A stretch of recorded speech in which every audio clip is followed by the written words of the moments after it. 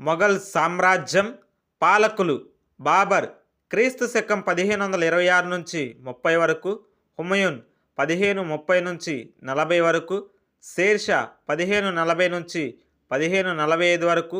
ఇతను సూర్ వంశస్థుడు. అక్బర్ 1556 నుంచి 1605 వరకు, జహంగీర్ 1605 నుంచి 1627 వరకు, షాజహాన్ 1628 నుంచి 1658 వరకు, ఔరంగజేబు 1658 నుంచి 1707 వరకు.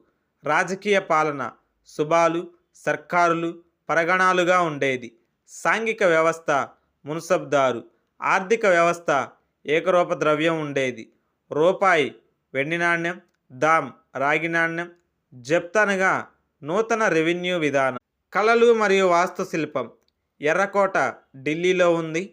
తాజ్మహల్ ఆగ్రాలో ఉంది.